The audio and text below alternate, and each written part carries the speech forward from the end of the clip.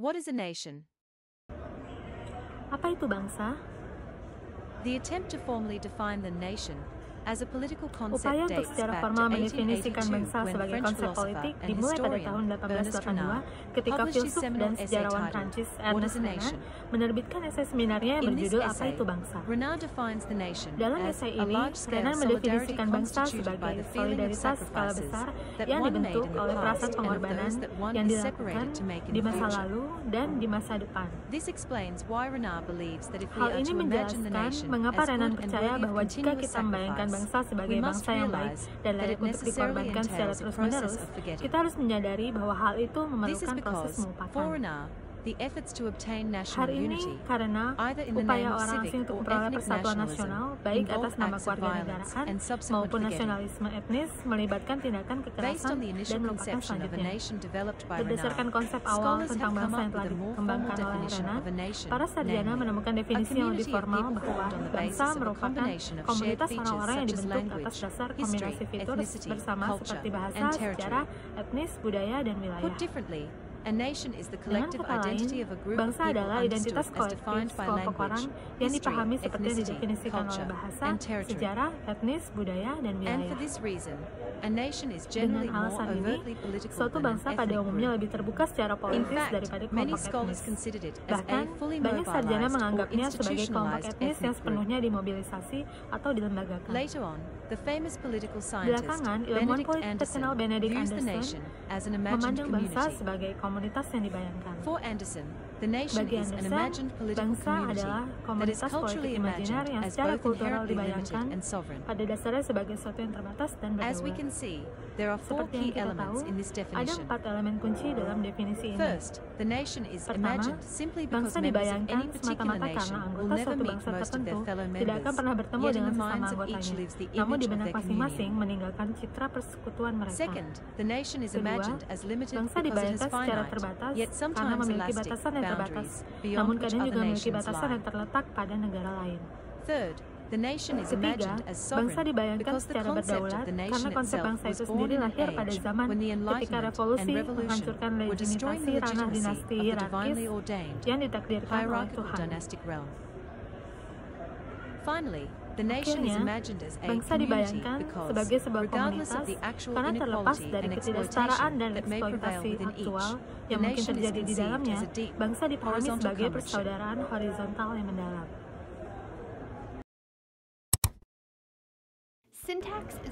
Sintaks adalah hukum bahasa yang menentukan urutan kata dan struktur kalimat dasar dalam bahasa yang berbeda.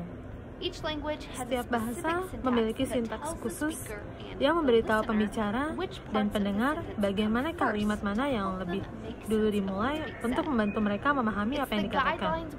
Itu pedoman yang kami gunakan saat berbicara dan menulis agar kalimat dapat dimengerti dan koheren. Berhati-hatilah dengan sintaks atau semantik yang membingungkan dengan diksi. Ini membentuk tulang punggung konstruksi kalimat, jadi mari kita pecahkan definisi ini. Sintaks, seperti yang baru saja disebutkan, adalah urutan kata-kata dalam sebuah kalimat. Diksi adalah pilihan kata tertentu yang dimaksudkan untuk mengungkapkan makna tertentu. Semantik adalah makna yang disampaikan oleh kata-kata tertentu yang digunakan. Kami akan fokus pada sintaks dalam video ini. Dalam bahasa Inggris, ada urutan kata yang ditetapkan untuk sebagian besar jenis kalimat. Tentu saja selalu ada pengecualian, tetapi biasanya kalimat bahasa Inggris standar akan mengikuti urutan kata SVO. Subjek, kata kerja, objek. Seperti dalam, anak laki-laki itu melihat keluar jendela. Dalam contoh kalimat ini, kita memiliki subjek, anak laki-laki, kata kerja melihat, dan objek keluar jendela. Gambar ini adalah pohon sintaksis tata bahasa Inggris yang digunakan oleh ahli bahasa untuk merencanakan struktur kalimat. Anda mungkin tidak sering menemukan pohon sintaks, tapi mengetahui cara menggambarnya cukup berguna dan akan membantu Anda memahami struktur kalimat. Dalam bagan, Anda dapat melihat bahwa kalimat dipecah menjadi bagian-bagiannya, kata kerja, kata benda, artikel, dan kata depan. Setelah langkah ini, kata dikelompokkan bersama untuk menentukan bagian mana dari kalimat yang merupakan frasa kata benda, frasa preposisi, atau frasa kata kerja.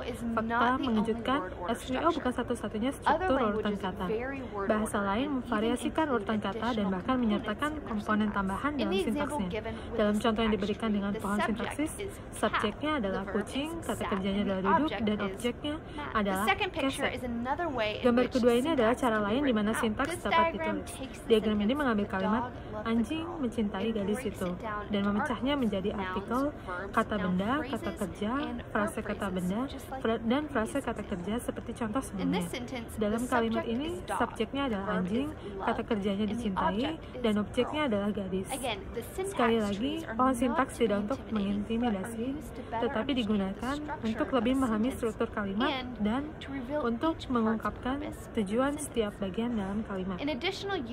Penggunaan tambahan untuk pohon sintaks adalah setiap kali urutan kata yang berbeda digunakan untuk sebuah kalimat, itu dapat diubah.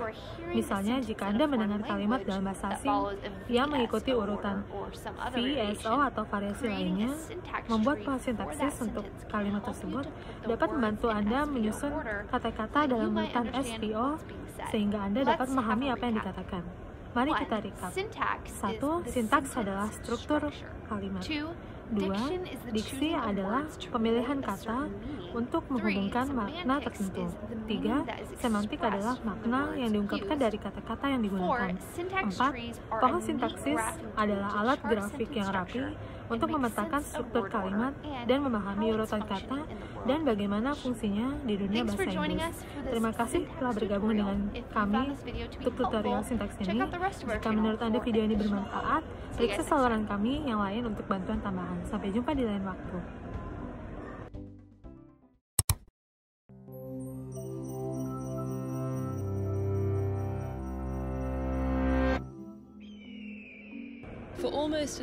Selama hampir 1 dekade, para ilmuwan berusaha mencari tahu sumber virus baru yang mematikan melalui pegunungan tertinggi di Cina dan gua-gua paling terpencil. Mereka akhirnya menemukannya di sini, di kelelawar Gua Shiva. Virus yang dimaksud adalah virus corona yang menyebabkan epidemi sindrom pernapasan akut yang parah atau SARS pada tahun 2003. Virus corona adalah sekelompok virus yang ditutupi paku protein kecil yang terlihat seperti mahkota atau corona dalam bahasa Latin. Ada ratusan virus corona yang diketahui. 7 diantaranya menginfeksi manusia dan dapat menyebabkan penyakit.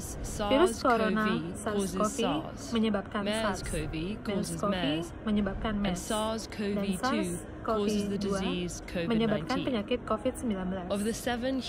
Dari 7 virus corona pada manusia, 4 menyebabkan pilek, infeksi ringan, dan sangat menular pada hidung dan tenggorokan. 2 menginfeksi paru-paru dan menyebabkan penyakit yang jauh lebih parah. Yang ketujuh, yang menyebabkan COVID-19, memiliki ciri-ciri mudah menyebar, tetapi dapat berdampak parah pada paru-paru.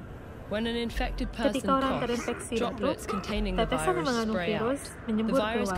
Virus dapat menginfeksi orang baru ketika tetesan masuk ke hidung atau mulut mereka. Virus corona menular paling baik di ruang tertutup di mana orang-orang berdekatan. Cuaca dingin membuat selubung halus mereka tidak mengering, memungkinkan virus bertahan lebih lama di antara inang, sementara paparan UV dari sinar matahari dapat merusaknya. Variasi musiman ini lebih penting untuk virus yang sudah fatal. Tetapi karena belum ada yang kebal terhadap virus baru, ia memiliki begitu banyak inang potensial sehingga tidak memerlukan kondisi ideal untuk menyebar. Di dalam tubuh, lonjakan protein tertanam di sel inang dan menyatu dengan mereka, memungkinkan virus membajak mesin sel inang untuk mereplika gennya sendiri. Virus corona menyimpan gen mereka pada RNA. Virus terdiri dari virus RNA atau virus DNA. Virus RNA cenderung lebih kecil dengan sedikit lebih gen, yang berarti mereka menginfeksi banyak inang dan bereplikasi dengan cepat di inang tersebut. Secara umum, virus RNA tidak memiliki mekanisme koreksi percobaan, sedangkan virus DNA memilikinya. Jadi ketika virus RNA bereplikasi, kemungkinan besar ada kesalahan yang disebut mutasi. Banyak dari mutasi ini tidak berguna atau bahkan berbahaya, tetapi membuat beberapa virus lebih cocok untuk lingkungan tertentu seperti spesies yang baru. Epidemi sering terjadi ketika virus berpindah dari hewan ke manusia.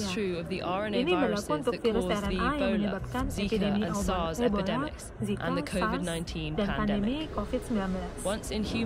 Sebelum menjangkiti manusia, virus masih bermutasi. Biasanya tidak cukup untuk membuat virus baru, tetapi cukup untuk membuat variasi dari yang asli.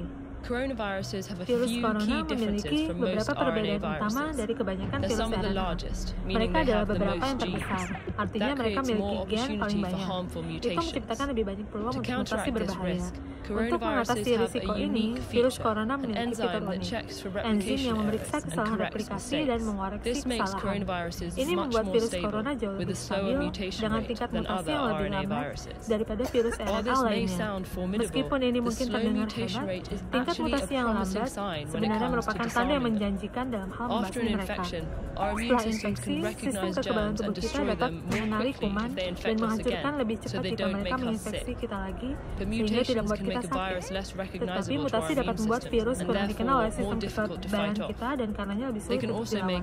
Mereka juga dapat membuat obat dan vaksin antivirus menjadi kurang efektif karena mereka dirancang khusus untuk virus. Itu sebabnya kita membutuhkan vaksin flu baru setiap tahun. Virus influenza bermutasi begitu cepat, sehingga jenis baru muncul terus-menerus.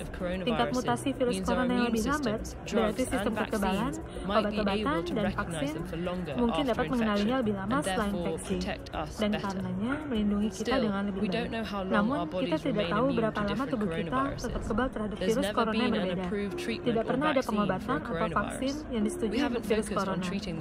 Kami belum berfokus pada pengobatan yang menyebabkan pilek, dan meskipun para ilmuwan mulai mengembangkan pengobatan untuk SARS dan MERS, epidemi berakhir sebelum pengobatan tersebut menyelesaikan uji klinis. Saat kami terus merambah habitat hewan lain, beberapa ilmuwan mengatakan virus corona baru melompat ke manusia tidak bisa dihindari. Tetapi jika kita menyelidiki hal-hal yang lain yang tidak diketahui, itu tidak harus menghancurkan kita. Terima kasih telah menonton. Jangan lupa klik subscribe, nyalain lonceng notifikasi, like, komen, dan share ke semua teman-teman kalian.